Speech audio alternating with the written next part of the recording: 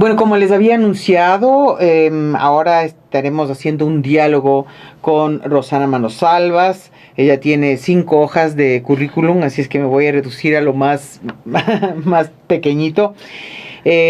Sobre temas de medio ambiente, temas ecológicos. Está haciendo ahorita un doctorado en una universidad en Holanda.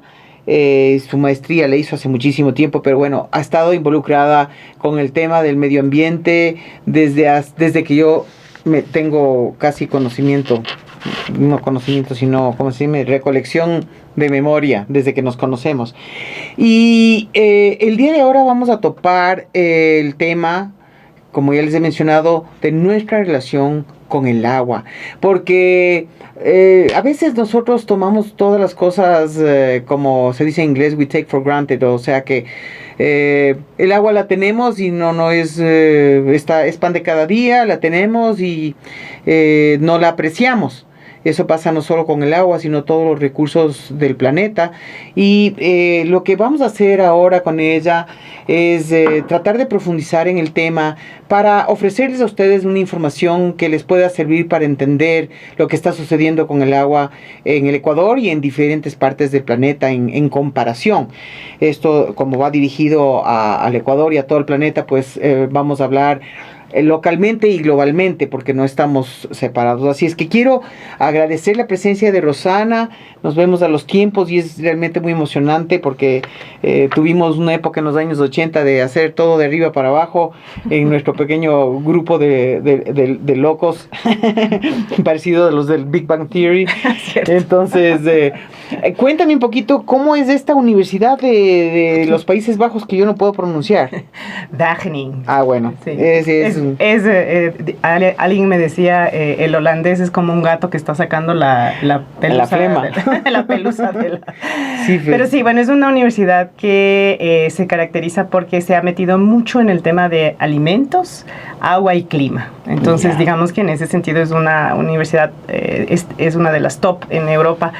Y yo tuve una relación desde muy pequeña porque mi padre estudió ahí. En el tiempo que mi padre estudió, él hizo ganadería, chanchos, no sé qué. Mi papá es ingeniero agrónomo.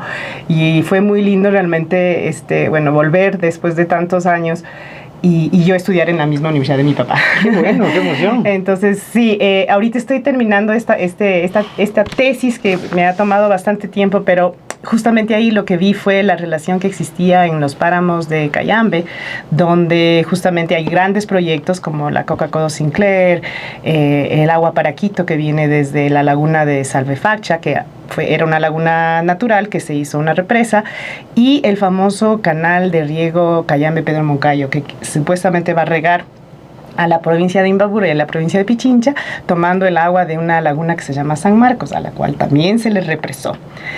Entonces, ¿cómo surgen, no es cierto, el agua cada vez se vuelve más preciada y cómo surgen los conflictos alrededor de los distintos usuarios? Unos queremos para consumo humano de una ciudad tan grande como Quito, otros para el riego de flores o de ganadería y otros para la generación de hidroeléctrica. Entonces, per se no está mal.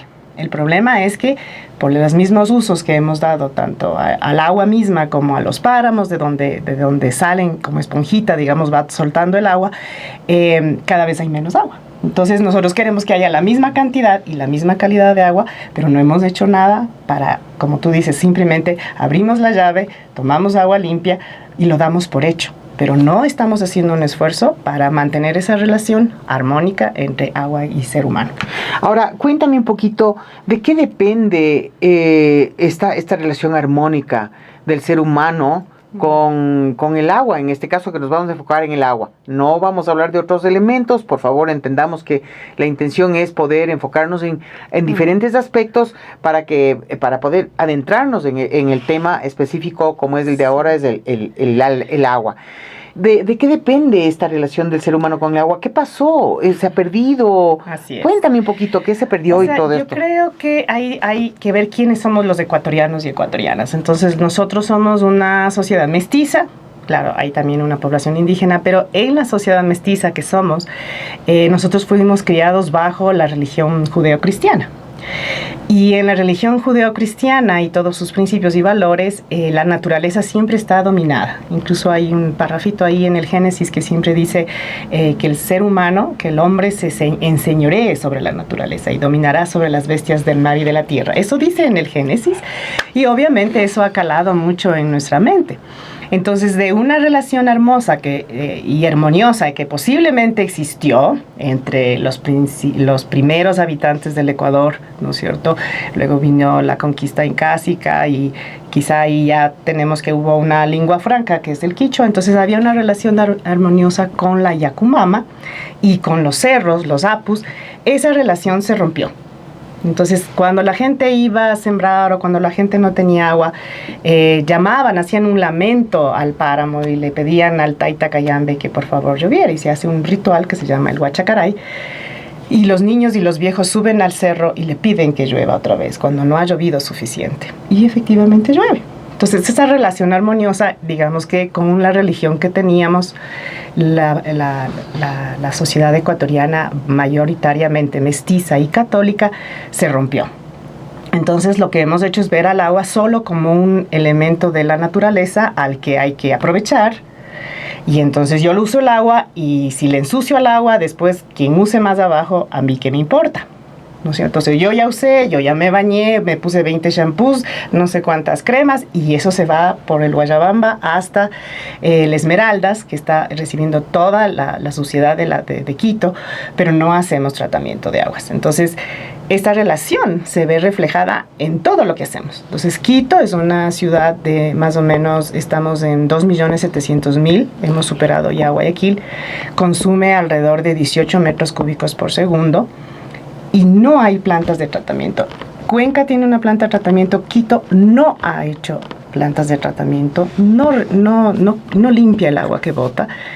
Y eso es un grave problema, no solamente para los que ya no, o sea, fuera de Quito, en la cuenca que va más abajo, sino que efectivamente muchas de las verduras que comemos son regadas con la misma agua que nosotros estamos mandando. Entonces imagínense en la cantidad de heces fecales, perdón que lo diga así, de caca, que se van al Guayabamba. Ustedes han visto el Machángara, el San Pedro, son ríos prácticamente muertos, pero ninguna autoridad y también la sociedad quiteña no presiona para que nosotros cambiemos esa relación con el agua, sino que bueno, si algún día alguien resolverá. Claro, pero no presionan porque no hay conocimiento.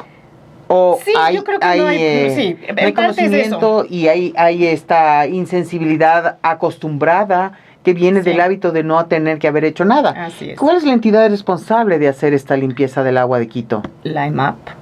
La EMAP. La empresa de agua potable y alcantarillado, así se llama. Sí, ahora, esto del consumo en el Ecuador o en Quito específicamente, del 18 metros cúbicos por segundo, es demasiado. Es demasiado. Y es una tasa muy alta, por ejemplo, comparada, porque yo justamente, he hecho un poquito de análisis en ese sentido. Entonces, si tú comparas con Bogotá, con Lima, o con Río de Janeiro, con Sao Paulo, es casi como 345 litros por habitante, lo cual es demasiado alto. O sea, realmente los quiteños somos muy desperdiciadores del agua. ¿Solo quiteños o a nivel Ecuador también es el caso? Este es un dato para Quito. Deberíamos ver cuál será. Debe haber un dato sobre, y puedo averiguar cuál es el dato para per cápita. Sí, sería bueno, porque como nosotros tenemos la posibilidad de llegar a todo el Ecuador, pero es importante que sepan lo que está pasando en Quito, porque esto puede ayudar a las otras provincias a tener un poco más conciencia del agua. Y obviamente, como también llegamos internacionalmente, pues tener los datos en comparativos es importante. Entonces, esto es preocupante porque hay una ignorancia del consumidor y hay una ignorancia de las entidades responsables. Claro, de las autoridades. ¿Qué hacemos?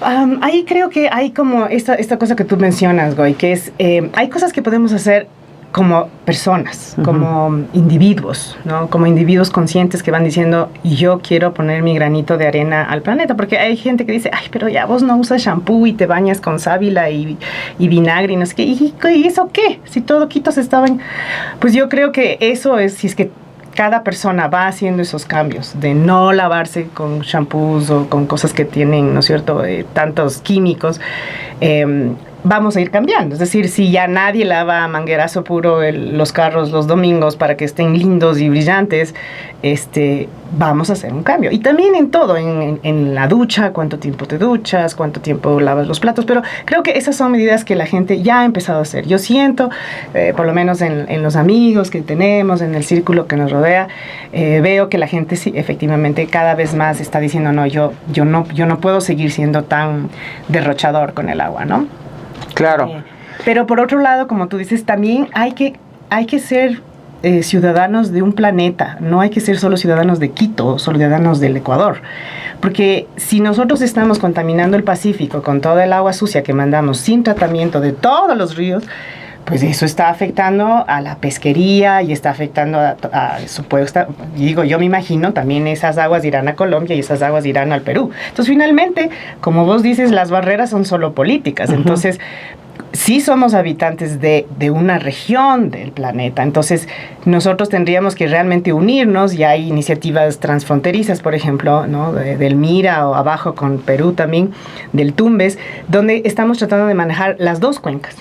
Porque es así, o sea, yo contamino y más abajo. Lo que contamina el petróleo en el Ecuador, en la Amazonía peruana, se va hasta la Amazonía brasilera o peruana. Entonces, esa necesidad de que seamos, de que averigüemos, de que leamos, de que nos interesemos y que finalmente también ejerzamos presión sobre nuestras autoridades, nuestros políticos o la autoridad que esté, ¿no? Porque nosotros tenemos que exigir. Sí hay políticos como Trump que niegan el cambio climático, pero hay todo un movimiento ciudadano mundial que le dice, no, usted está equivocado y vamos a cambiar.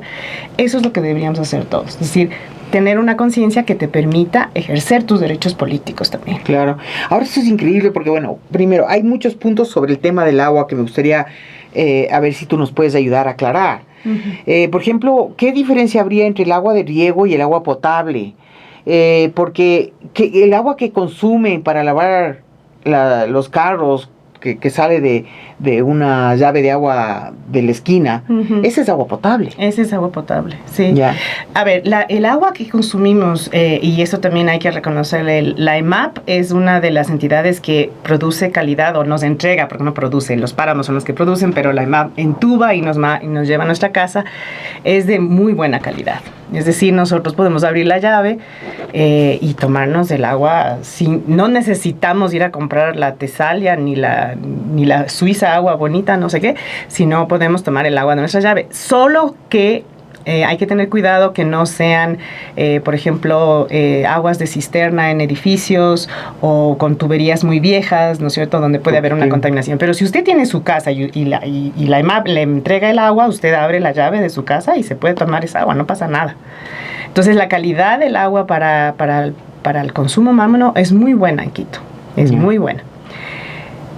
En el caso del riego, no necesitamos que sea tan claro. Digamos, no tienes que meterle tanto cloro ni tanta cosa. Tiene que ser limpia, obviamente. No puede tener heces fecales de vacas ni de humanos. Claro, pero el agua de riego sí tiene un riesgo, tiene contaminación alta. Porque, por ejemplo, el agua que sale de las floricultoras que usan químicos, claro, o las agroindustrias que usan químicos, y toda esa agua se riega y se vierte en las sequías y que se va por todo lado. Exacto, o sea, exactamente. Ahí, si el agua llegó de los deshielos del Cayambe, de las acequias de Cayambe, llegó muy bien. Pero el rato que pasa por una ganadería o por una florícola o por una plantación de brócoli, obviamente, y ahí nuevamente es el tema de control.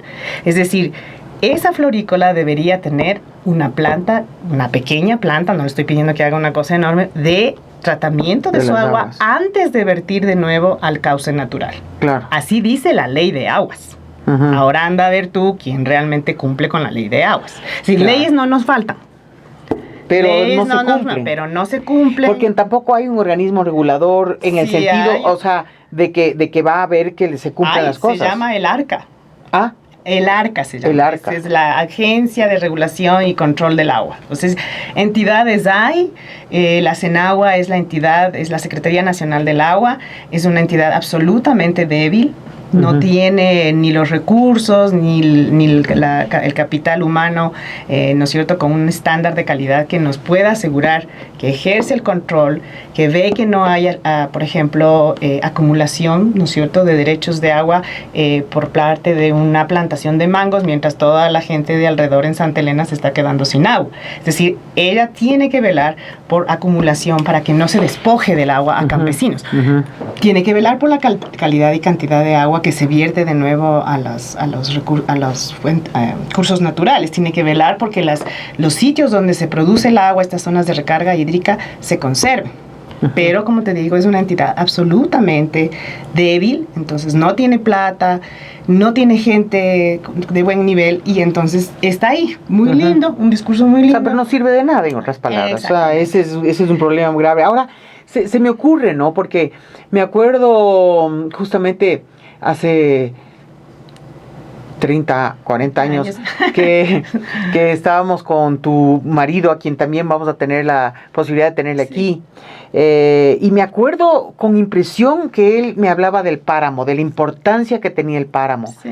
Y nosotros estamos destruyendo los páramos. Así es. ¿Puedes tú explicar a nuestra audiencia qué es el páramo y por qué es tan importante que lo cuidemos, que lo protejamos? Ya, bueno, el Pato Mena es un paramólogo de hace muchos años. Empezó desde muy jovencito en los páramos del Ángel haciendo su tesis. Y yo luego lo conocí en una fundación, en Ecociencia. Y la verdad es que a lo largo de esta vida de 26 años de matrimonio hemos juntado mucho nuestros esfuerzos de educación y sensibilización y nuestras luchas por la justicia hídrica. Y sí, él, digamos, de alguna manera también fue mi mentor. Y yo empecé también trabajando en los páramos. Los páramos del Ecuador son estas zonas de la alta montaña, hasta la nieve misma, pero bajan hasta donde sería el bosque montano. Y fueron olvidados y marginados también por muchos años, por muchos cientos de años. El páramo se llama páramo incluso porque los españoles, cuando vinieron, dijeron, esos páramos, esas tierras yermas, no se da nada, ¿no? Porque ellos cultivaban y se les moría todo, porque el páramo no es para cultivar. Entonces hay unas crónicas súper interesantes de que incluso algunos españoles, cuando ya llegaron y se asentaron, les dieron encomiendas en los páramos y luego ellos los abandonaron y dijeron, esto no sirve para nada. Entonces llamaban páramos, pero seguramente tenían otro nombre, ¿no? Nuestros primeros habitantes seguramente les llamaban de otra manera. Y claro, poco a poco, de estas zonas marginadas donde estaban los indígenas, cuando las haciendas cogieron las mejores tierras en los valles, mandaron y empujaron a las comunidades indígenas hacia estas zonas más altas, más frías, más duras. Los páramos estaban así como zonas para los de segunda clase, digamos, ¿no? Y cuando nos convertimos en república, entonces vienen una serie de reformas agrarias que no cambian mucho la estructura de la tenencia de la tierra, esto hay que decirlo. Y muchas comunidades indígenas siguen en los páramos, y ustedes van a ver ahí Chimborazo, Tungurahua, Cotopaxi, son zonas con las comunidades siempre muy, muy arriba, y esa es una crítica que se hace, pero es una crítica que no analiza los problemas de estructura, es decir, ¿por qué la gente está ahí? Porque a la gente se le quitó la tierra hace 100, hace 200 años, pero por eso están ahí, ¿no? Y poco a poco, digamos, con los estudios de botánica y de ecología de algunas universidades en el Ecuador, especialmente de la Universidad Católica, los páramos fueron reivindicados. Entonces, poco a poco fueron como, pero oigan, aquí los páramos son como una esponja que mantiene el agua en la época seca de junio, julio, agosto y septiembre, y luego cuando... Y de ahí va saliendo el agua poquito a poquito para abajo, y luego cuando ya viene la época de invierno, pues otra vez, ¿no es cierto? Esas humedales, esos páramos más, digamos, de pastizales, se llenan de agua otra vez. Entonces, el mejor uso de un páramo, para que el páramo siga dándonos agua a la gente de abajo, a las actividades humanas, es el no tocarle. Eso es lo que no, entonces no reforestar los páramos, porque no tiene sentido, más bien se secan. No vacas ni animales. No vacas ni animales. Entonces ahí viene todo el tema de, entonces ¿qué hacemos con la ganadería? La ganadería habría que ponerle más abajo, hacer manejo de ganado estabulado, mejor alimentación, y no dejar a las vacas ahí sueltas en el páramo. Ellas se suben hasta donde pueden, o sea, es increíble hasta dónde he visto vacas yo. Pero también hay otros usos. Por ejemplo, muchos páramos han sido vistos como zonas para ir a hacer 4x4 y con motos, ¿no? Y claro, hay esta cosa muy de los seres humanos que adoramos las máquinas. Entonces, nos tiene mucho que ver con la testosterona también, creo, porque entonces las motos y pasan arrasando los páramos. Entonces, no solamente es la ganadería, sino hay un turismo, digamos, distorsionado de lo que deberías ir a hacer al páramo. Al páramo deberíamos ir a caminar, a contemplar los nevados y las montañas de este país maravilloso en el que nos tocó vivir, pero ir al páramo no es ir a masacrar las tierras del páramo. Hay muchos países que tienen páramo, porque me pregunto cómo es la movida de este proceso que hace el páramo de sostener el agua y luego repartirla, de esta esponja. ¿Hay páramos en otros países? Sí, o sea, páramos, bueno, eso tal vez debería dejarle al Pato para que hable, pero páramos hay en América del Sur, hay páramos desde Mérida, en Venezuela, donde empieza la cordillera de los Andes, hasta hay una partecita en el norte del Perú, hasta Cajamarca. Hasta ahí Chile no tiene páramos. No, porque ya más abajo los páramos tienen que ser en montañas tropicales. Entonces, la cualidad de esta cosa que decimos, de esta manera de que cómo es el suelo, cómo es la vegetación, solo es desde Venezuela, Colombia, Ecuador y Perú al norte del Perú. O sea que en África, en Europa... En África, en la parte del Kilimanjaro y en Nueva Zelanda, en donde estén los trópicos, hay también montañas altas y hay unos ecosistemas muy parecidos al páramo. A ver, explícame esto de los trópicos, porque ya me confundió la nota de el trópico, pero el páramo es arribísima. Entonces, exacto, pero acuérdense ustedes que en la escuela nos enseñaron, estamos entre el trópico de Capricornio y el trópico de Cáncer. Entonces, nosotros estamos en la zona tropical. Yeah. Entonces, el páramo, si bien es un ecosistema de montaña, ¿no es cierto? Cuando uno dice montaña, y por eso a veces nos decían, ay, los Alpes andinos. No. O sea, Alpes y montañas en el norte, como en Suiza, en Italia, ¿verdad? Es otra cosa. Esos son otros ecosistemas. Sí, tienen nieve, son montañas, pero es otra cosa. No tienen... Nosotros tenemos de estos ecosistemas de montaña, pero que están en la zona tropical. Yeah. Por eso son diferentes. Tú hablas por la zona tropical, por lo que están entre los dos trópicos. Así es, en el Ecuador. Yeah. Con el Ecuador cruzando. ¿Y por qué afecta desde Mérida hasta el norte de Perú? Porque ahí más o menos es donde están estos dos. Sí, exactamente, ahí coincide. Si uno ve un mapa, ahí coincide. ¿Me podrías tal vez hablar un poquito sobre el impacto que tiene sobre el clima, sobre la forma de vida de estos dos meridianos tropicales? Entonces, cuando tú ves un páramo, y justamente por eso se diferencia después en el sur, en el Perú, de Cajamarca para abajo, y ahí sí, hasta Bolivia, ustedes van a ver que es mucho más seco. La tierra no es tan negra, porque nosotros tenemos volcanes muy jóvenes. Entonces, de Cajamarca para abajo, tú tienes, y por eso es que la agricultura ahí es tan dura, porque primero no llueve, no es húmedo como nosotros, y la tierra es de un volcanismo muy antiguo. Entonces, sembrar de ahí para abajo es muy difícil. No sé si alguien ha estado en Bolivia, pero la tierra en Bolivia es casi como de Marte.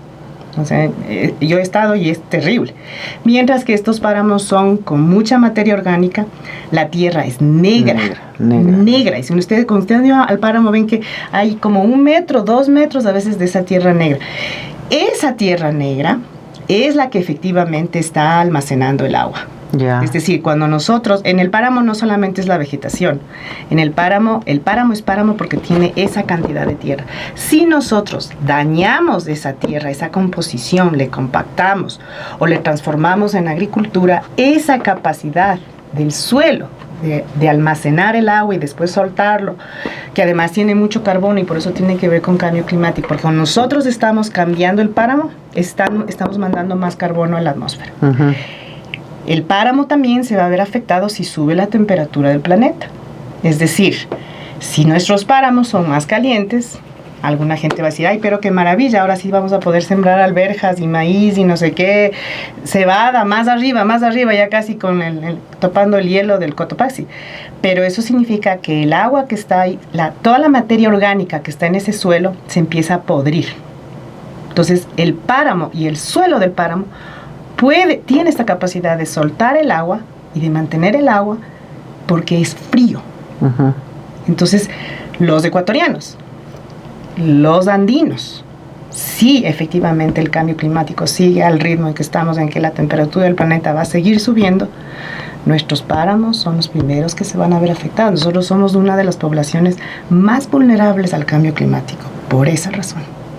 Uy, ay, Dios. No quiero ponerte de no, pero... No, pero es que tenemos que conocer, Así y más es. si podemos conocer de alguien que sabe tanto como tú, porque digamos, traer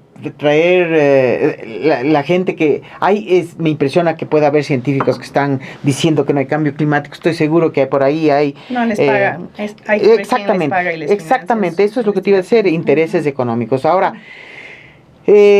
estamos hablando, una cosa que se me viene mientras tú me estás hablando del páramo y vemos la importancia que tiene y lo que está pasando con el cambio climático, que es un hecho. O sea, miren cómo estamos en enero en el Ecuador con unos soles de agosto. O sea, ya es brutal. Así es. Antes de entrar en cosas que la gente necesita hacer y tomar conciencia, sí me gustaría, por ejemplo, saber el impacto, porque estoy pensando en el Cangagua que vivimos nosotros y que tenemos en el área del Ilaló y todo el área de ahí para allá.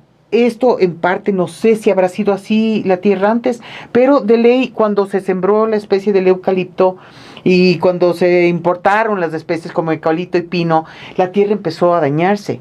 El eucalipto podrá ser maravilloso para mis abejitas, pero para la tierra es un desastre. Así es. Entonces, por ejemplo, ¿cuáles son las recomendaciones para ayudar? Porque sí me gustaría que tú puedas hablarnos sobre la importancia que tienen los bosques en relación al agua.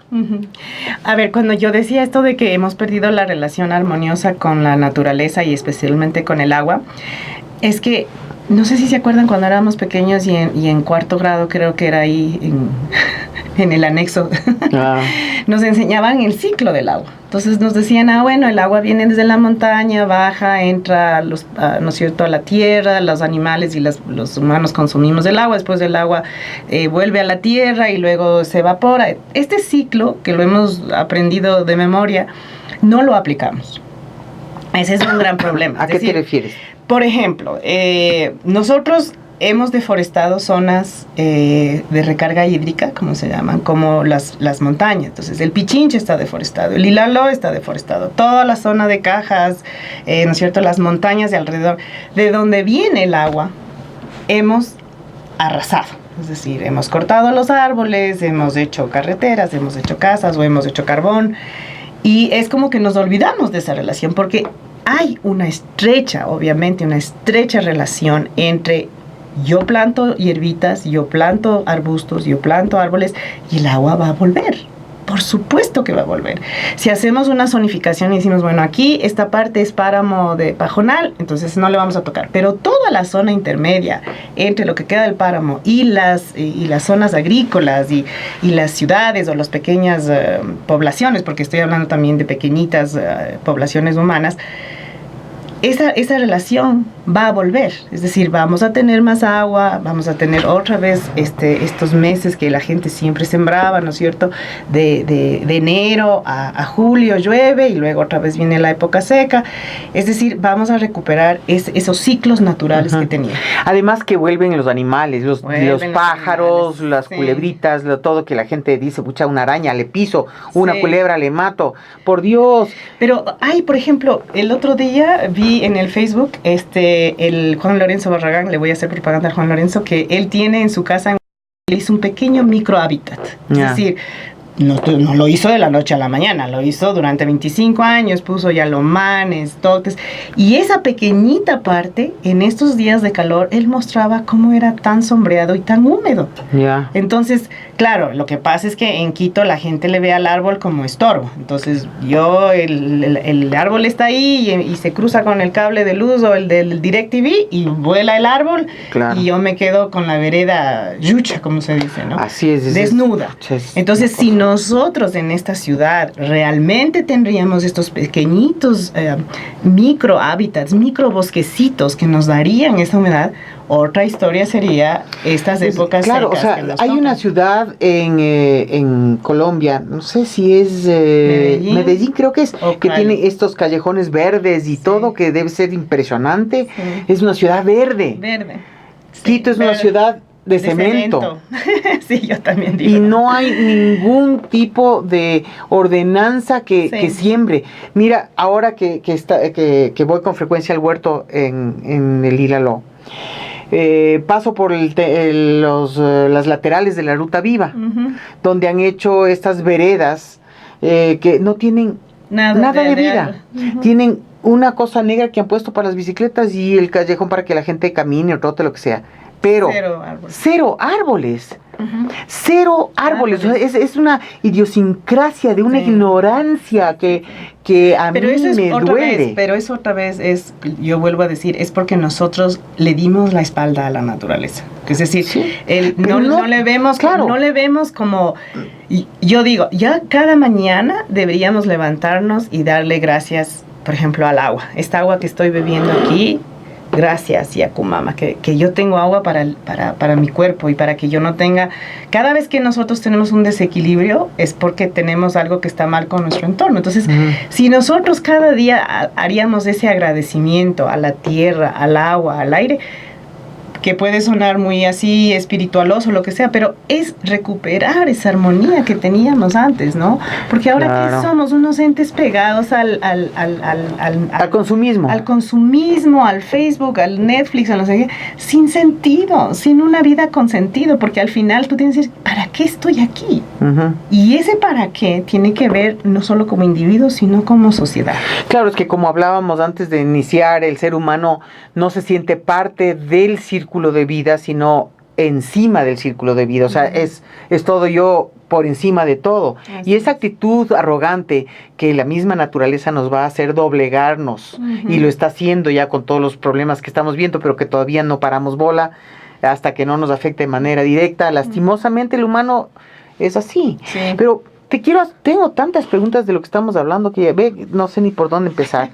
Verás, cuando hablábamos de la deforestación, he visto que en muchos países en el África están haciendo estas cadenas de reforestación y que están reforestando. Esto tiene que ser de algún beneficio, porque allá, pobres esta gente, sí que cero, es terrible. Lo mismo en la India, que veo que están reforestando, Sri y que ya hay Lanka. esta conciencia de reforestación que aquí todavía es mínima, ¿no? Mínima esa conciencia, porque se ve, o sea, es que está todo vinculado, todas las políticas sociales, las políticas personales, todo está tan vinculado que no podemos decir por dónde se empieza, pero de alguna manera, ¿tú crees que estas reforestaciones que están haciendo en otras partes del planeta puede ayudar a equilibrar, ya que todos estamos todos Sí, ¿sabes? Estamos todos unidos. Unidos y aquí conectados. todos juntos, o Ajá. nos salvamos o todos Claro, juntos. claro que nosotros aquí eventualmente vamos a vernos igual que África, porque se va a desertificar todito, Todo.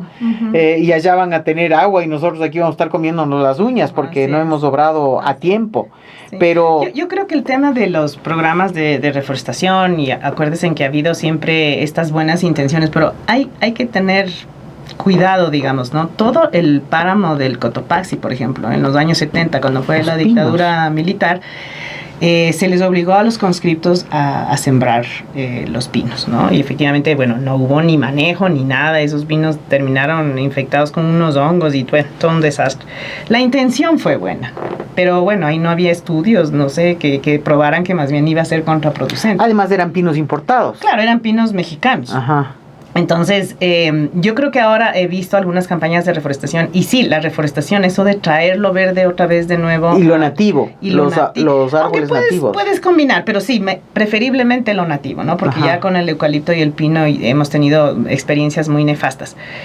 Pero lo que también hay que pensar es que hay que ver, en ese sentido sí, hay que llamar de nuevo a los biólogos, a los ingenieros forestales, a los agroecólogos y agroecólogas, porque ellos justamente te van a decir, a ver, ¿qué sembramos dónde? ¿Y qué plantas me sirven para, por ejemplo, no sé, las leguminosas que nos vuelvan a nitrogenar el suelo del Ilaló, que está tan deteriorado? Eso ya no tiene suelo. Cangagua es cuando ya llegaste casi a la piedra. Entonces, ¿cómo recuperamos? Hacemos terraceo, volvemos a poner materia orgánica y volvemos entonces otra vez a recuperar otro ciclo, que sería el ciclo natural de la tierra.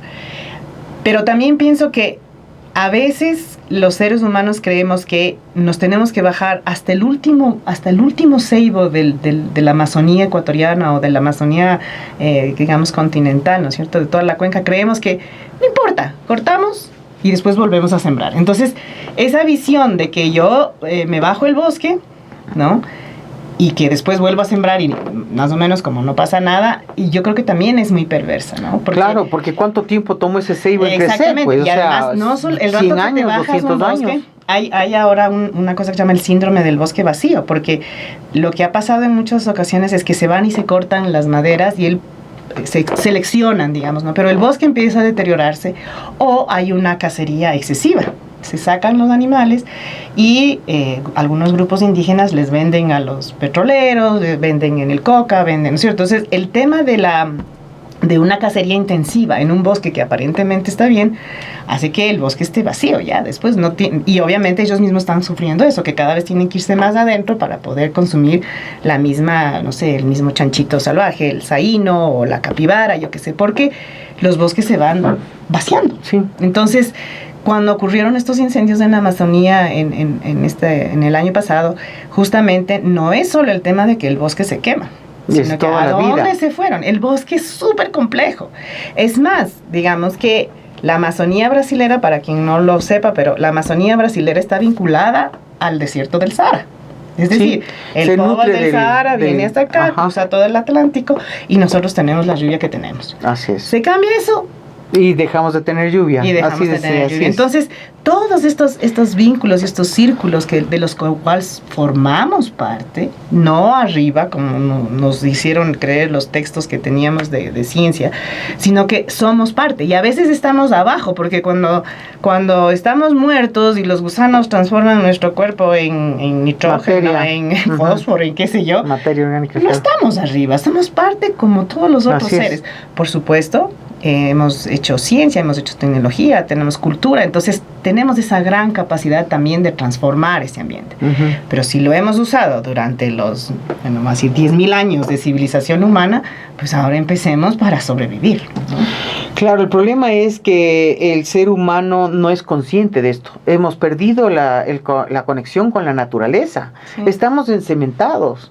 No, hemos perdido totalmente. Y yo conozco gente joven que no puede relacionarse con la naturaleza. Le tiene miedo a una hormiga. Le tiene miedo a una araña. Sí. Entonces, yo creo que la educación necesita hacer grandes, profundos cambios, porque yo no veo que en los colegios haya educación ambiental obligatoria, pero práctica, pragmática, no de sentarse a oír lo que dice un profesor o a leer un texto. Esto tiene que ser vivido por los alumnos para que se den cuenta.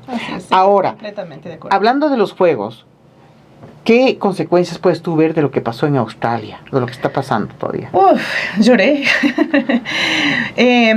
Lo de Australia tenía mucho que ver con unos cambios en las corrientes que hubo en el mar Índico, ¿no? Y por eso es que, digamos, ahí también más o menos como un fenómeno que enfrió demasiado, digamos, la temperatura, y el ambiente dejó de llover. Entonces, cuando ustedes saben... Pero eso tiene que ver por la destrucción del coral reef, del coral. Tiene que ver también con estos cambios climáticos tan grandes, tan globales, que ya, dice, de lo que pude leer, porque también estuve investigando mucho, ya los meteorólogos los meteorólogos australianos le estaban diciendo al gobierno, este verano que se nos viene va a ser excepcionalmente seco. Estos incendios pequeños que siempre se dan en lo que ellos les llaman los bushfires, o incendios de matorral, va a ser más grande, no está como en los otros años. Ya venían diciendo, y como sucede en muchas ocasiones, no le hicieron caso omiso a estas advertencias que hubieron. Y finalmente, esta vez fue tan devastador. Uno no puede imaginarse que tantos seres vivos murieron. O sea, uno no puedes hacer esa dimensión de cuánta vida desapareció. Es muy duro. Entonces, y yo tengo una amiga australiana que era compañera del Pato en la maestría en Gales, y yo le decía, Cindy, ¿qué hacemos desde América del Sur? ¿Qué te mando? ¿Qué hago? Porque era una angustia. Ella me dijo, eso está en manos de los políticos, yo les agradezco mucho por su energía, por su amor, pero no podemos hacer mucho, ahorita estamos... Qué grave, y claro, impacta, no solamente a Australia. Así es. No, los humos se han visto en Argentina, en Chile, pero ya aquí también empiezan, y creo que en Siberia empezaron los fuegos. Sí, es como una cosa que es impresionante, es como que estuviéramos viviendo el apocalipsis. Sí. Como que la madre tierra nos está diciendo, ¿saben qué? Ustedes ya son el colmo. Realmente la actividad humana ya llegó a su tope. Límite. O cambiamos los seres humanos de nuestra ignorancia y nuestra actividad humana, orgullo, o ¿saben qué? Tomen, les vamos a dar duro. Y eso es lo que está haciendo. Sí. Y la verdad es que más pena que por los humanos es la pena por todo lo natural que estamos destruyendo, la fauna, la flora. ¿Cómo duele ver a los canguros, a los koalas? ¡Ay, Dios mío!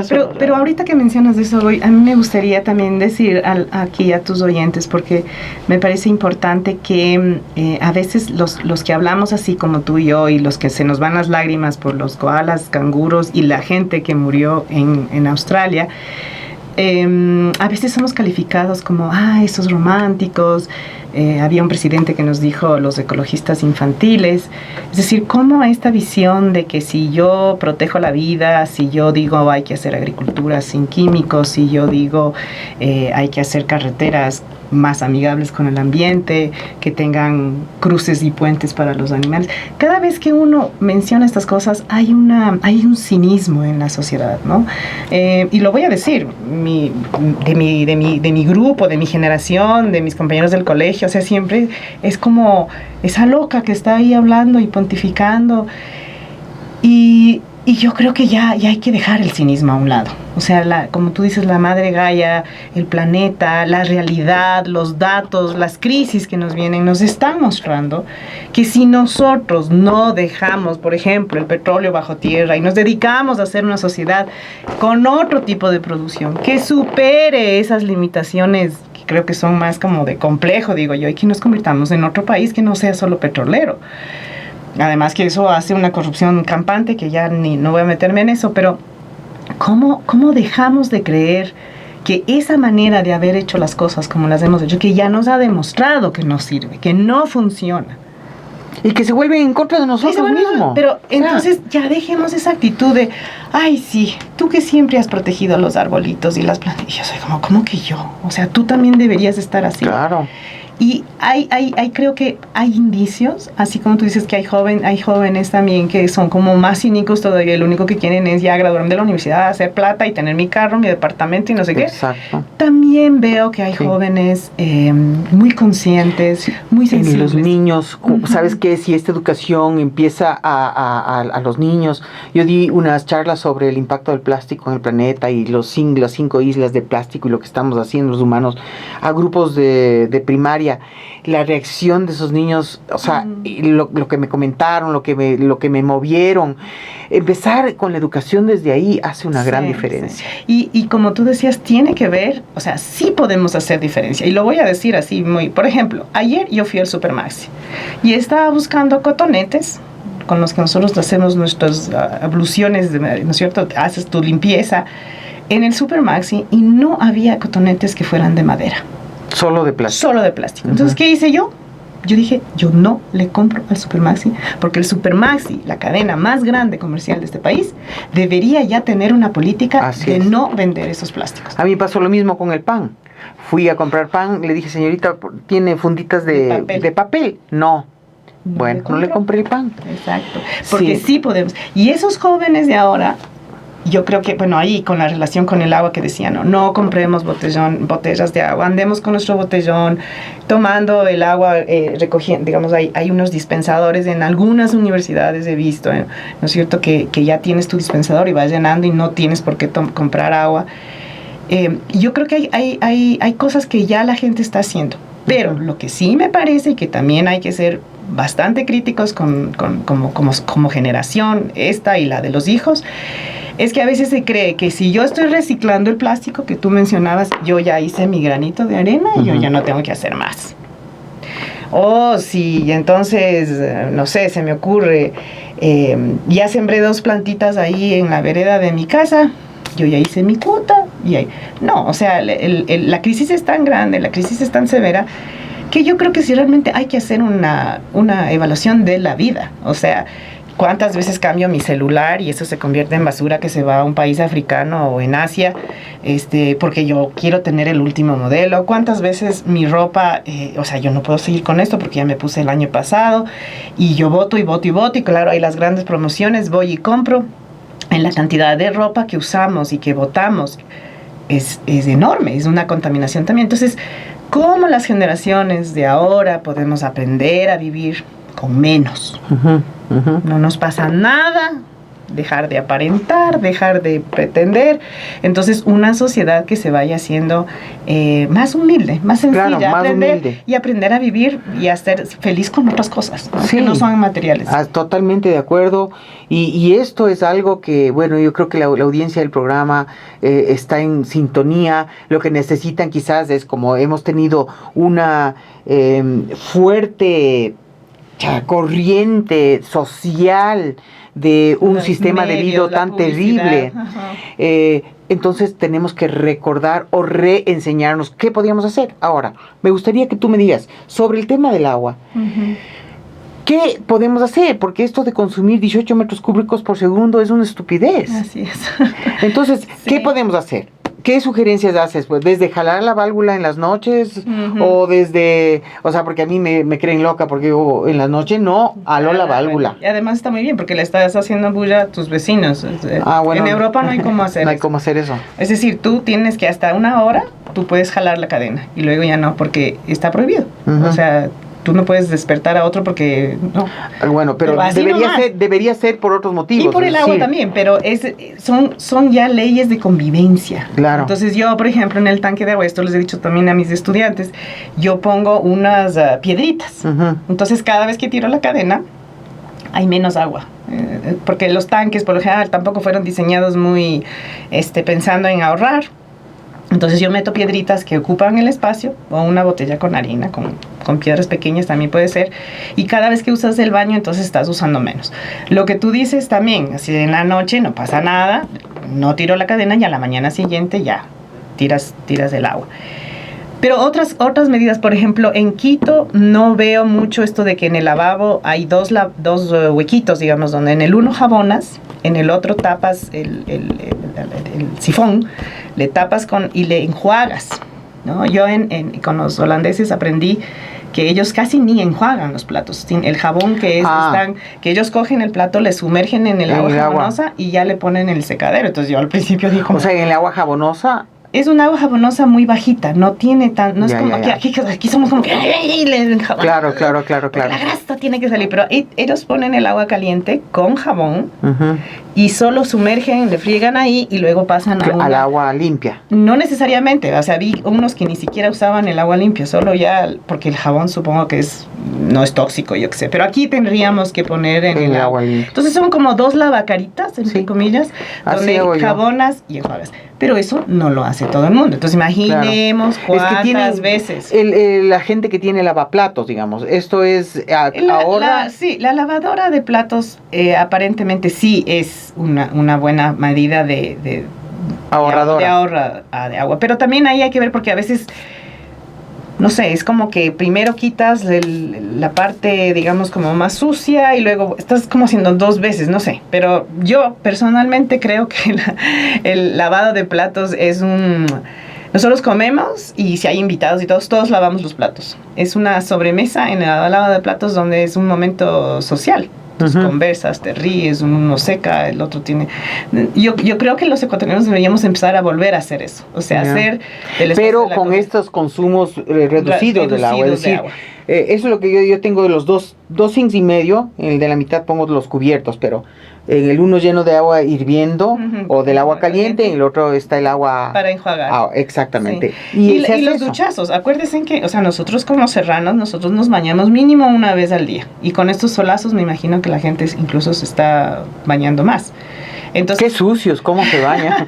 Si se bañan es porque están sucios. Claro, cuando yo fui a estudiar a Gran Bretaña y yo me bañaba todos los días, mi marido y yo nos bañábamos todos los días, la gente la dueña de casa, los otros, creían que teníamos alguna enfermedad, porque los británicos no se bañan tanto, ellos se bañan cada 8 días o algo así. Entonces, claro, son distintas costumbres, sí, culturalmente sí. Somos distintos. Entonces, yo creo que si uno, eso de la ducha y sobre todo los hijos adolescentes, Dios mío, que es una pesadilla. Si tú calculas que es una canción porque se van a la ducha con el celular, con música, ¿no? Entonces, una canción, o sea, que sean 5 minutos, 4 minutos, y ya. O sea, porque ¿qué más te tienes que jabonar? Ya te bañas todos los días, hasta pierdes la grasa natural que tiene la piel. Sí. Entonces, esas cositas que juntamos y 2.700.000 personas de Quito vamos a hacer una diferencia. Y lo otro sí que me parece un pecado, que es lavar los carros a manguerazo. O sea, eso sí debería estar castigado. O sea, multa de $200 al que le encuentras haciendo eso, no vuelve a hacer más. Así es, completamente, ¿no? O sea, es tal el desperdicio de agua. Ahora, otra cosa que creo que es importante topar, justamente porque el agua, cuando nosotros usamos todos los químicos que nos ponemos encima, esos químicos se van por, ¿cómo se llama? El sifón y a la alcantarilla, y después esto va a los ríos. La importancia que tiene de que dejemos de usar tanto químico. Así es. O sea, yo te cuento esto una anécdota porque fue muy gracioso. Yo fui a una peluquería y como ves, como tengo el pelo churona. Entonces me siento y había un montón de señoras de ahí y el peluquero me dice, ay, este pelo, qué bien que lo tienes, no sé qué, y ¿en cuánto tiempo no te lo has cortado? Y le quedo y digo, no sé, no me acuerdo, creo que unos 18 meses que no... ¿18 meses? Todo el mundo me regresa a ver, yo, sí, creo que 18 meses que yo... A veces hago así, que no me corto el pelo y no me corto el pelo. Todo el mundo me regresa a mirar. Yo, ay, Dios mío, creo que soy el bicho aquí. Después me dice, ¿y qué shampoo usas? Porque está tan bien tu pelo. Le digo, no, yo no uso shampoo. ¿No usas shampoo? Le digo, no, me baño con vinagre o sábila, ¿no? Sacas la sábila, le licúas y me pongo. Ay. Después me dice, ¿y tus canas? Digo, no, yo no me voy a pintar mis canas. Esta es la edad que tengo y así voy a estar. Y eso es mi edad, me dignifica la cana. No te pintas tus canas. Y todas las señoras me besaban a ver y decía, Dios mío, soy un alien aquí, porque no me corto el pelo, no uso shampoo, no me pinto las canas. Entonces, y me dice, ya sé, tú debes de ser de esas pachamamas radicales, me dijo el peluquero. Entonces le dije, mira, hace calor, empezó el verano, así que córtame el pelo y déjame decir que, o sea, era una rara. ¿No? Porque las mujeres, no sé, a las mujeres que me estén oyendo, ¿cuántas veces van a la peluquería y cuánto menjurje se chantan y que él me haga los rayitos y esas cosas que cuestan tanta plata? ¿Para qué? Entonces le dije, no, ya córteme el pelo porque lo que viene es porque hacía mucho calor. Claro, lo que pasa es que... Como nosotros, en nuestra forma de ser, en que queremos vernos bonitos, en que nos queremos ver bien frente a otros, pero cuánta cosa nos estamos metiendo en el pelo, ¿no es cierto? En los ojos, en las uñas, en los qué vainas. Entonces, eso es algo que realmente ya no sé si de qué dependa. De un poco más de conciencia, ¿no? Porque la apariencia para la gente todavía es muy importante. No, está bien que te quieras, no digo que no te quieras. O sea, no, es que eso es muy diferente. Pues sí. Yo creo que eso de estar tan aferrada a la apariencia no es porque te quieras. Sino porque no te quieres, pero estás insegura, ¿no? Estás insegura, lo más probable, ¿no? Te quieres ver linda para los demás, o tú crees que te sientes mejor si estás súper arreglada. Y perdón que salga con este tema, pero creo que es importante también. O sea, yo soy todo lo opuesto, ¿no? Entonces también ellas y ellos podrán decir todo lo opuesto sobre una. Pero a lo que yo voy es esto, el factor psicológico de la importancia de verte bien para los demás. Así es. Y no para ti misma, pues no, es que yo me siento bien conmigo mismo, pero lo que les está moviendo es la apariencia hacia los demás, no para uno mismo. Sí. Y lo que está detrás de esto es justamente este consumismo de tanta pendejada. Así es. No, entonces por eso nomás topo este temita. Pero porque yo le conté esto a otra persona y en un programa de radio me decían, pero dame la fórmula, ¿cómo es eso que te bañas con vinagre? Entonces es muy sencillo, coges medio vasito de agua. ¿El vinagre blanco? Vinagre blanco, pero si quieres el de manzana El de no manzana. pasa nada. Sí, porque ahorita Le estoy pones haciendo vinagre de mitad del manzana. agua de Wittig, agua mineral, y la mitad de la misma proporción, digamos, una taza de vinagre. Ya. Eso es si tú tienes el pelo graso. Si Ya. tú tienes el pelo graso, 2 veces a la semana que te laves está muy bien. Te pones eso, te haces tus masajitos y te enjuagas. Ya. Si tienes el pelo seco, o como está el verano ahora, coges sábila, le quitas la cáscara, le licúas, con esa. ciernes. ¿Le para licúas solita con agua o con la fórmula del vinagre, no? Sí, solita con un poquito de agua porque a veces Ya, queda sí, muy sí, sí. baboso, ¿no? Ajá. Y te sale ahí toda una espuma, lo mismo, te pones en el pelo, te masajeas y luego te enjuagas. Eso es todo. Pero qué maravilla. Y lo mismo con la pasta dental, La pasta dental, bicarbonato. bicarbonato. Bicarbonato es la Ahora, mejor aquí cosa. creo que no se puede vender, no. Sí, ¿no venden compras poquito. el bicarbonato? Compras pequeñas porciones porque entiendo que lo estaban usando para cosas un poco ilegales, entonces ya no. Pero, por ejemplo, el desodorante. Tú coges aceite de coco, bicarbonato. Si quieres le pones unas gotitas de aceite de lavanda o el olor que te guste más. Y ese es tu desodorante. Y no tienes que estar Claro. poniendo seleño, aluminio, no es que. Sí, no. O Entonces- no usas, yo no uso. Exacto, y bueno, ya a un cierto tiempo ya ni hueles, entonces Claro. mejor. Pero yo lo que digo es, cómo estas cosas que parecen tan tontas, pero si ustedes se imaginan 2.700.000 consumiendo el Axe en ese spray de miércoles, que además no sirve para nada porque es insoportable. ¿Qué es eso que dices? Es un desodorante de hombres que veo que mucho Ah. usa la gente y que no le funciona además. Entonces, Dios mío, de esos desodorantes que te venden con esas propagandas tan sexistas y no sé qué. Y claro, la gente se come el cuento y no funciona ese desodorante. Entonces, ¿cómo si 2.700.000 dejamos que no nos lave el cerebro la propaganda, sino que efectivamente vamos buscando otras opciones? Al final, ¿no es cierto? Tú tienes menos Claro. contaminación Ahora, en el agua. ¿por qué es importante hacer estas consideraciones ya y no de aquí a 20 años? Así es. ¿Por qué es importante hacer esos cambios ahora? Wow, bueno, yo a veces hago un recuento solo pensando en el Ecuador. El Ecuador, cuando yo nací, en los años 60, a finales de la década de los 60, era un país que tenía 6 millones de habitantes. Han pasado más o menos 50 años, el Ecuador tiene 17 millones. Entonces, un país pequeño, porque además siempre nos han metido eso, ¿no? De que somos pequeños, de que somos pequeños, de que el Perú nos quitó no sé cuánto. Ya, pero es un país pequeño, pero con una alta densidad poblacional. Y ahora veamos América del Sur. Entonces, América del Sur, supuestamente, en los años 70 empezó un boom, se acababan las dictaduras y empezaba una época de desarrollo. Han pasado 50 años, América Latina no ha superado la pobreza. No está en mejores condiciones. Entonces lo que tú dices, mucha gente cree que, sí, qué lindo el planeta, vamos a salvarlo, pero que lo hagan otros, ¿no? Porque yo mismo me voy, todo el mundo empieza a hablar que ya mismo me muero, entonces ya, pero la generación de ahora dice, oigan, miren lo que nos dejaron. Ustedes son los responsables, ustedes tomaron esas decisiones, ¿no? Y miren cómo nos están dejando. Entonces, ¿por qué esa urgencia? ¿Por qué esa necesidad de decir, ya?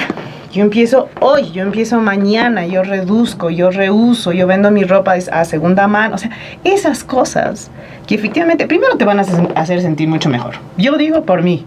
A mí, yo cuando siento que alguien más está usando lo que yo ya no uso, todos los peluches de mi hijo, los cosas de bebé, todo vendido para que otra persona pueda usar, vendido en mercado de pulgas, estoy hablando, ¿no? Yo me siento bien. Si yo siento que no estoy comprando tanto shampoo, jabón, no sé qué, yo me siento bien. Entonces, yo creo que ahora sí podemos hacer cosas más, digamos, más duras, ¿no es cierto? Yo junto firmas y hago que el señor alcalde empiece el tratamiento de aguas de la ciudad, mucho mejor. Yo creo en la necesidad de ser actores políticos. Ajá. Y eso tiene que venirnos en la sangre. No podemos dejar que algún día alguien lo haga, o sea, tampoco, ¿no? Claro, o sea, en este caso, ¿tú qué opinarías de lo que ha hecho Greta Thunberg? Bueno, la Greta es una niña admirable, ¿no? Es impresionante. Y a mí me molesta un poquito en las redes que veo que dicen, pero es que ella se queja mucho y no sé qué, hay otros chicos y jóvenes, ¿por qué no nos fijamos en los indígenas jóvenes? No, o sea, dejemos de estar comparando. La Greta hizo lo que hizo la Greta. Claro. Ya, y la Greta es una chica con sus problemas de autismo y no sé qué, que finalmente se le ha parado a todos los líderes políticos del mundo. Entonces dejemos de, más o menos como si yo hubiera hecho de manera diferente. No, por favor, o sea, valoremos lo que la gente hace desde su espacio, desde su ámbito. Que a pesar de su edad, ella le vale un pepino lo que opinen de ella, ¿no? Sí. Y es increíble la fuerza que tiene. La fuerza es impresionante. Es totalmente valorable. Yo he visto gente que la detesta, pero yo creo que es porque les está reflejando las cosas que no están dispuestos a hacer por sí mismos para cambiar su comodidad ante la realidad del mundo. Y yo creo que sí, o sea, nos has dado estos tips del shampoo, de la pasta dental, del desodorante, porque finalmente lo que nosotros utilizamos y estamos consumiendo no tiene un impacto solamente sobre nosotros. Así es. Tiene un impacto sobre todo lo que está detrás que no sabemos, como es el tema de la basura. Yo boto las cosas y yo no soy consciente de a dónde termina eso, entonces me vale un huevo. Así es.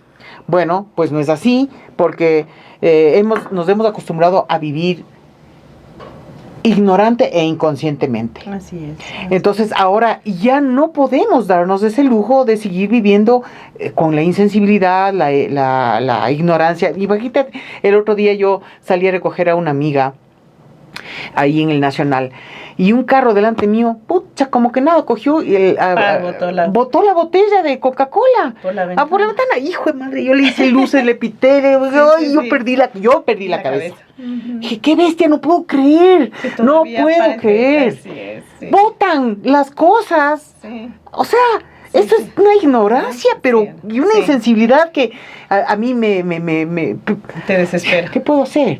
Yo lo único que pude hacer es alcanzar a pitarle antes de que se me vaya y gritarle cerdo o lo que sea que le dije, ¿no? Sí, pero sí, yo creo que tienes razón en el sentido de que somos una sociedad, y ahí sí estoy hablando de la sociedad ecuatoriana, a ratos como muy primitiva, o sea, como que todo este tema también, ¿no? De la naturaleza que yo decía hace un rato, o del afecto que puedes sentir por otros seres vivos, ahora veo que hay muchos movimientos animalistas y todo, pero como que no nos damos cuenta de que hay que cambiar, o sea, estas formas de actuar, ¿no es cierto?, de botar la basura o de abandonar a un animal o de, ¿no es cierto?, consumir el agua como a mí que me importa, manguerazo puro, lavo el carro, son formas para mí todavía muy primitivas, muy toscas, o sea, no estoy actuando como un ser humano, estoy actuando, no sé cómo, o sea, me importa nada. Por debajo de los animales. Por debajo de los animales, porque los animales sí están bien, sí. Sí, además de ellos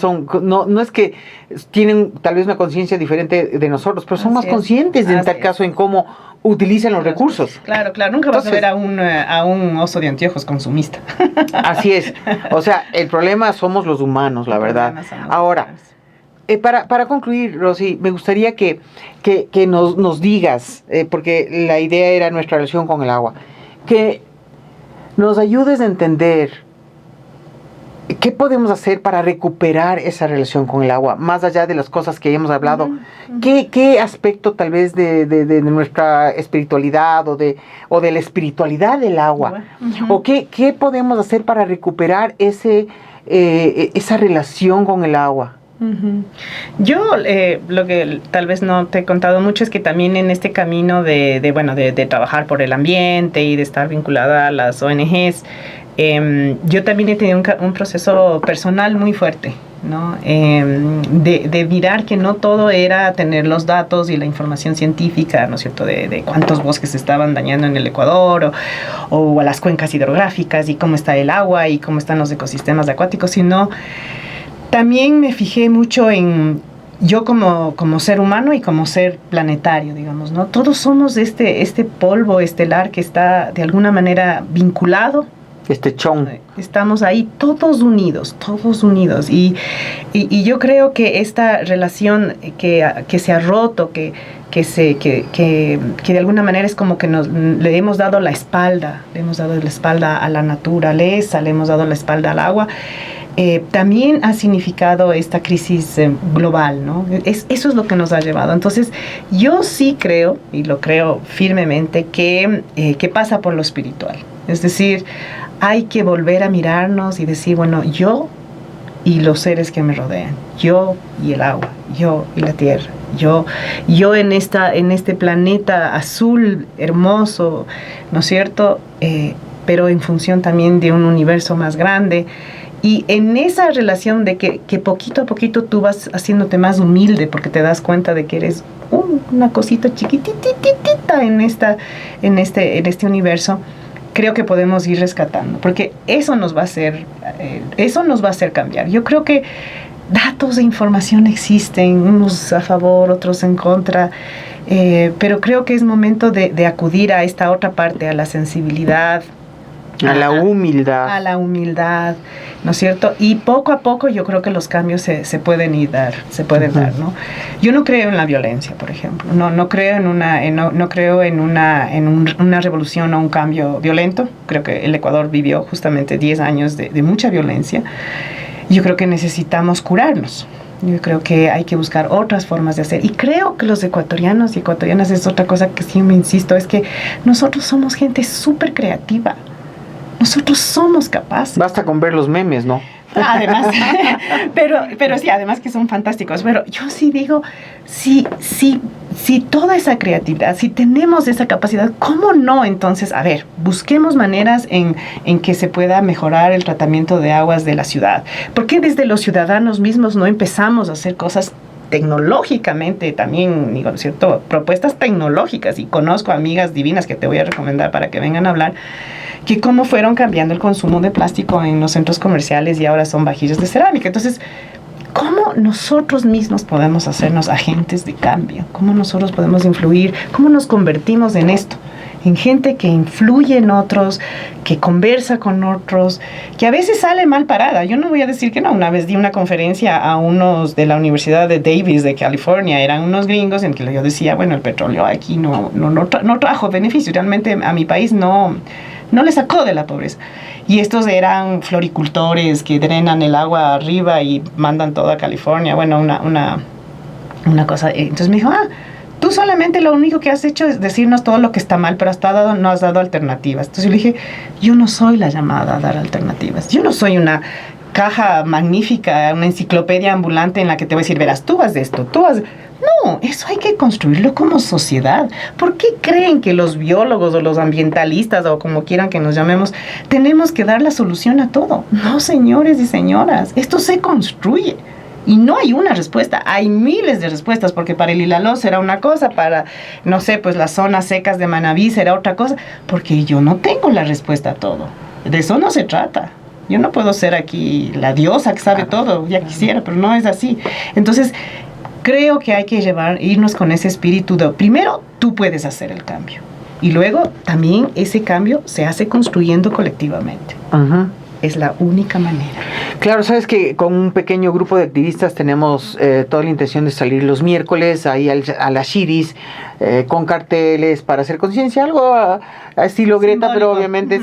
Y sabes que me has dado la idea de que podemos recolectar firmas para el tema del agua. Ya voy a pedirte tu orientación para ver específicamente qué es lo que se puede pedir y empezar a recolectar firmas para luego de eso ir a... Porque hay que hacerlo. Y usted mismo, como habitante de la ciudad, vamos a volver a Quito en este caso, como habitante de la ciudad o habitante de este país, usted mismo vea cuánto de agua está consumiendo. Usted vea, anote en su tarifa de agua que le llega y vea cuánto usted puede bajar.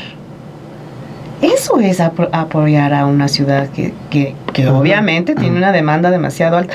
¿Cómo nuestros cambios individuales tienen un impacto? Un impacto, claro, un impacto.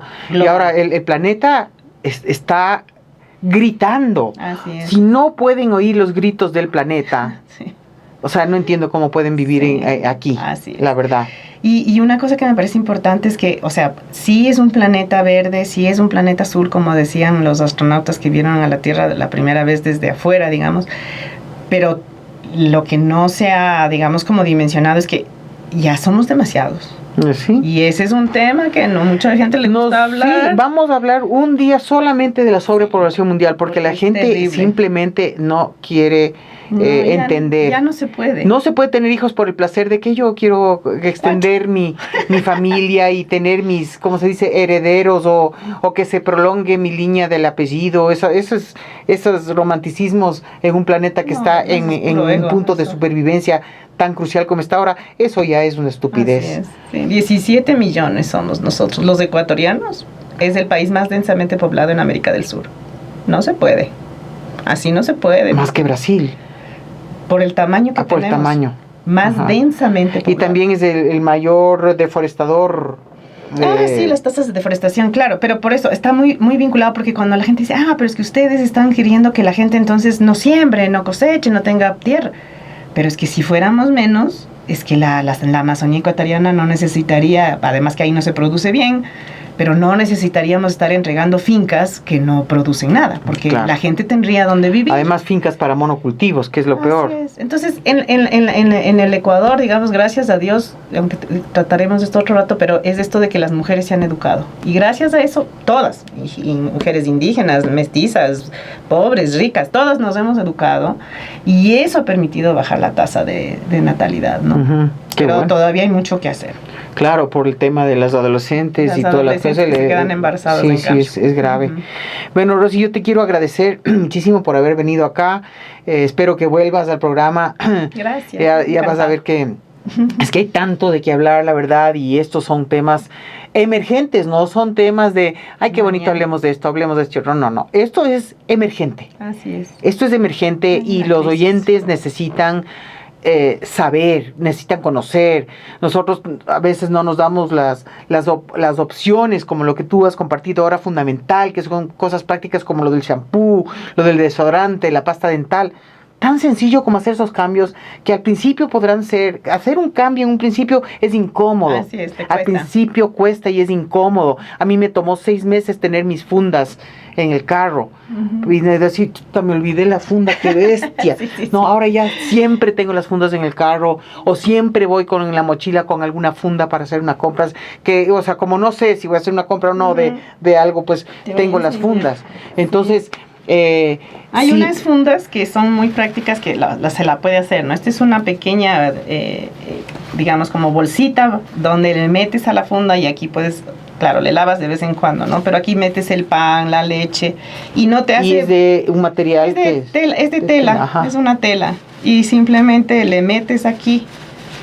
Y se hace algo chiquitito. Se hace chiquitito y la andas a cargar en tu cartera. Entonces esto es para las emergencias cuando no... Claro, exactamente. Siempre tener en una cartera, en la mochila, en el carro, tener las fundas para porque llevar canastas en la mochila es un poco difícil en la cartera, pero también, o sea, tener las canastas o las fundas. Eso, volver a los materiales de paja, hay tanto, además que en el Ecuador tenemos maravillas. Así es, este es un país que vale la pena cuidar y salvar, y somos demasiado destructores, demasiado nosotros, demasiado. Sí. Entonces todo empieza contigo, con ti, tú.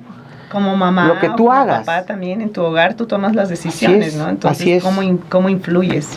Es increíble. Pero yo encantada, güey, con mucho cariño. Qué chévere. Y con toda mi pasión que tengo por lo que hago. Sí. Yo estaré encantada. Buenísimo, pues ha sido realmente hermoso tenerte aquí, tener este diálogo que espero también a nuestros oyentes. Ni chance les dimos de que hagan preguntas porque estamos tan metidas en el diálogo, pero de hecho... Comuníquense con nosotros al 0999-217-000. Si tienen preguntas dirigidas a Rosana, yo le paso. Y bueno, la idea es que lo que hemos conversado con ella pues les haya servido y haya creado, aunque sea un 1% de conciencia adicional en su proceso. Así es que muchísimas gracias por haber venido, Rosy. Gracias a ustedes por haber escuchado esto y nuevamente se comunican con nosotros al celular, si es desde afuera, 593-999-217-000. Y ahora vamos a continuar con algo de música aquí en el programa. Recuerda suscribirte a nuestro canal de YouTube y haz clic en la campanita. Síguenos en Facebook, Instagram, Twitter y visítanos en goipaz.com.